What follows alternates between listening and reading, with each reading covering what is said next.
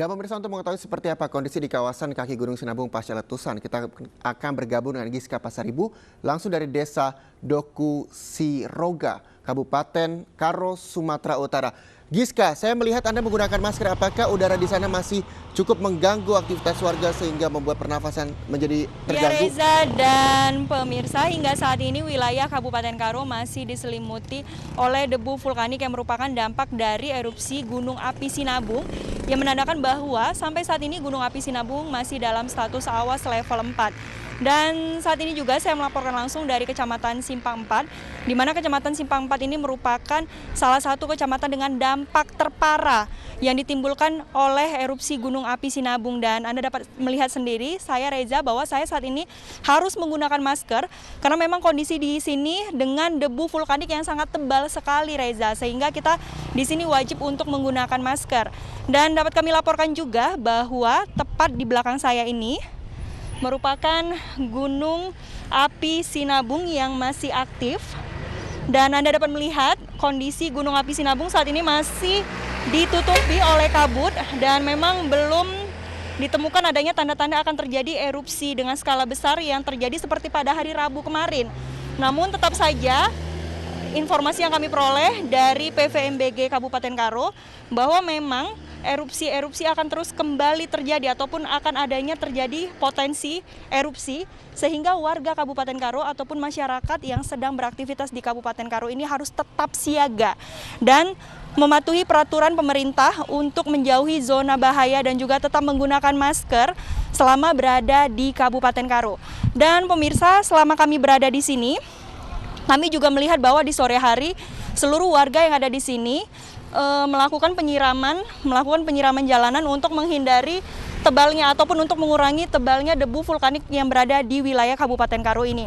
Dan untuk mengetahui informasi lebih lanjut, saat ini juga saya sudah berada bersama dengan salah satu warga di Kecamatan Simpang 4, yaitu ada Pak Sihombing. Selamat siang, Pak. Ya, selamat siang, Mbak. Ya. Baik, Pak Sihombing, Bapak sebagai warga yang ada di Kecamatan Simpang 4 Kabupaten Karo, apa saja sih Pak yang dilakukan warga untuk mengurangi tebalnya debu vulkanik yang sangat mengganggu ini, Pak? Ya, pada umumnya kita lakukan penyemprotan, kadang-kadang kita buat penyiraman melalui tangki-tangki air gitu ya. Jadi dengan demikian bisa mengurangi adanya debu vulkanik yang terjadi semalam mulai dari pagi sampai sore. Gitu dia. Baik, biasanya dilakukan penyiraman berapa kali sehari, Pak?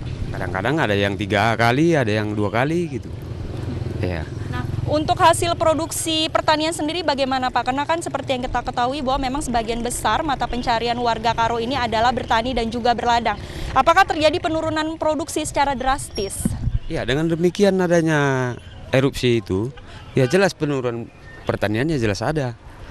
Terlebih sekarang ini banyak debu vulkanik yang menyelimuti pertanian-pertanian kayaknya kol, wortel, jagung, semualah begitu tanamannya gitu. Itu habis ditimpa sama debu vulkanik.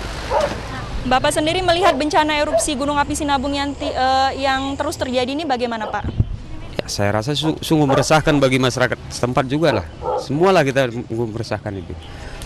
Kita lihat juga itu debu-debu vulkanik itu sangat tebal, masih di daun-daunan, tanaman gitu dia. Ya. Baik, Pak, himbauannya Pak kepada pemerintah, Pak, terkait dengan bencana erupsi dari Gunung Api Sinabung ini. Gimana, Bu? Himbauannya ataupun ada yang ingin disampaikan kepada pemerintah terkait dengan erupsi dari Gunung Api Sinabung. Dengan adanya erupsi Gunung Sinabung ini, saya menghimbau kepada pemerintah, baik pemerintah setempat maupun pusat, agar ada penanggulangan kayaknya penyiraman itu. Kita butuh tangki, kayaknya mobil-mobil tangki yang membawakan air itu untuk bisa menyiram semua halaman-halaman dan tanaman juga kalau bisa. Kita mintakan itu aja, Bu. Baik, terima kasih Pak Sihombing untuk informasi dan waktunya. Semoga sehat selalu ya, Pak. Dan pemirsa, itu tadi wawancara kami bersama dengan salah satu warga yang berada di Kecamatan Simpang 4 Kabupaten Karo. Dan memang dapat Anda lihat sendiri pemirsa bahwa debu vulkanik ini sangat tebal sekali dan menyelimuti hampir seluruh lahan pertanian yang ada di Kabupaten Karo ini. Dan memang akibat dampak dari debu vulkanik ini memang menyebabkan penurunan produksi lahan pertanian turun sangat drastis. Dan tentu saja ini sangat mengganggu ataupun merisaukan warga yang berada di Kabupaten Karo, karena memang sebagian besar mata pencaharian warga Kabupaten Karo ini adalah berladang dan juga bertani. Dan seperti yang diungkapkan oleh salah satu warga yang sudah saya wawancara tadi, pemirsa, bahwa memang sampai saat ini mereka masih membutuhkan tangki-tangki untuk melakukan penyiraman air di jalanan karena memang tebalnya debu vulkanik ini memang sangat mengganggu dan juga meresahkan warga yang ada di Kabupaten Karo. Sementara itu yang dapat kami sampaikan, kita kembali ke studio, Reza. Baik, terima kasih Giska Pasaribu melaporkan langsung dari Kabupaten Karo, Sumatera Utara. Selamat kembali bertugas dan tetap hati-hati, Giska. Dan pemirsa, siswa dan juga guru Sekolah Dasar Negeri Payung membersihkan lingkungan sekolah akibat terpapar abu vulkanik erupsi Gunung Api Sinabung. Siswa menyiram halaman sekolah dan mengantisipasi debu terbang di udara untuk mencegah timbulnya penyakit gangguan pernafasan. Pagi tadi sebelum memulai proses belajar mengajar di Sekolah Dasar Negeri Payung, Kecamatan Payung, Kabupaten Karo, Sumatera Utara, guru beserta siswa melakukan kegiatan bersih-bersih ruangan kelas dan menyiram lapangan sekolah yang terpapar abu vulkanik. Sebelum masuk ke dalam ruangan kelas juga, guru membagikan masker kepada seluruh siswa yang belum menggunakan masker dan dipastikan tidak ada siswa yang tidak memakai masker saat ada di sekolah. Tidak ada kendala dalam proses belajar mengajar di Sekolah Dasar Negeri Payung akibat dari erupsi Gunung Api Sinabung.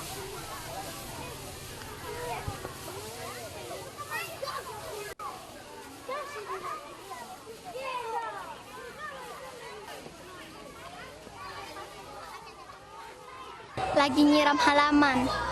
Kenapa deh? Kemarin siang Gunung Sinabung erupsi dan mengenai sekolah kami. Tujuan penyiraman ini apa deh?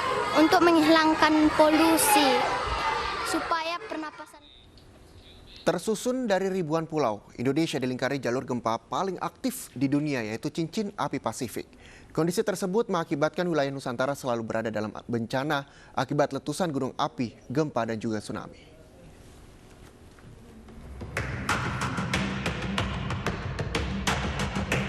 Cincin api Pasifik atau Ring of Fire adalah daerah yang sering mengalami gempa bumi dan letusan gunung berapi yang mengelilingi cekungan Samudra Pasifik.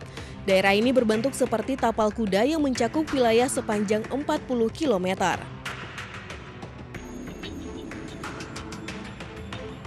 Di jalur cincin api Pasifik terdapatnya sekitar 400 gunung api di Indonesia, dengan 130 diantaranya merupakan gunung api aktif yang terbentang dari Pulau Sumatera menyusuri Pulau Jawa, kemudian menyeberang ke Bali, Nusa Tenggara hingga bagian timur Maluku dan berbelok ke utara Pulau Sulawesi.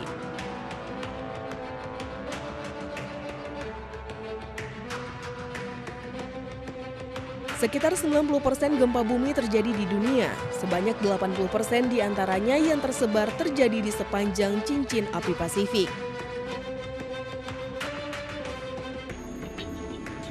Kepulauan Indonesia dihimpit oleh dua pergerakan, terdiri ke utara dan ke barat dengan kecepatan berkisar 4 hingga 6 cm per tahunnya. Gunung berapi di Indonesia adalah yang teraktif di antara tempat lainnya yang termasuk dalam ring api Pasifik. Mereka terbentuk dari daerah subbagian antara lempeng Eurasia dan lempeng Indo-Australia. Beberapa dari gunung berapi mencatatkan letusannya, misalnya Krakatau yang memberi efek global pada tahun 1883. Gunung berapi paling aktif adalah Kelut dan Merapi di Pulau Jawa yang telah mengakibatkan penduduk di sekitarnya meninggal dunia. Meskipun demikian, hal ini membuat tanah Indonesia subur dan kaya akan mineral. Di Indonesia terjadi tumpukan 3 lempeng benua, yaitu Indo-Australia dari sebelah selatan, Eurasia dari utara, dan Pasifik dari timur yang mengakibatkan Indonesia berada dalam bencana akibat letusan gunung api, gempa, dan tsunami.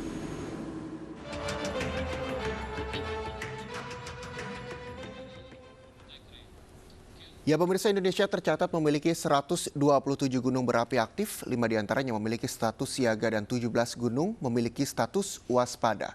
Hal ini terjadi karena Indonesia merupakan bagian dari cincin api Pasifik.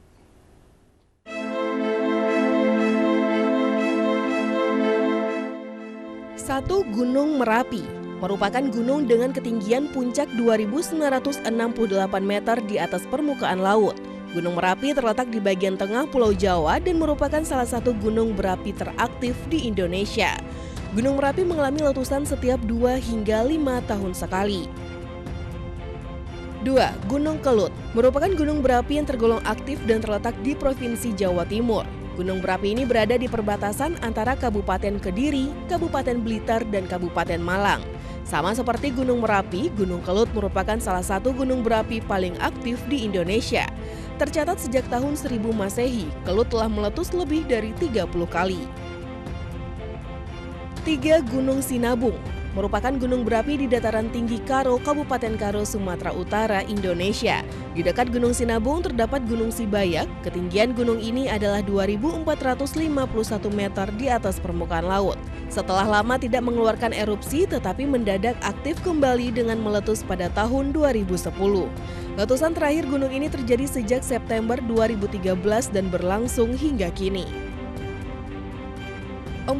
Gunung Bromo merupakan gunung berapi aktif di Jawa Timur dengan ketinggian 2.329 meter di atas permukaan laut. Gunung Bromo terkenal sebagai objek wisata utama di Jawa Timur. Gunung Bromo termasuk dalam kawasan Taman Nasional Bromo Tengger Semeru. Daerah bahayanya berupa lingkaran dengan jari-jari 4 km dari pusat kawah Bromo. 5. Gunung Egon merupakan sebuah gunung berapi yang terletak di Kabupaten Sika, Pulau Flores, Provinsi Nusa Tenggara Timur. Gunung ini memiliki tinggi 1.703 meter di atas permukaan laut. Egon kembali aktif pada tahun 2006 setelah vakum selama 75 tahun. Egon tercatat meletus dahsyat pada tahun 1925.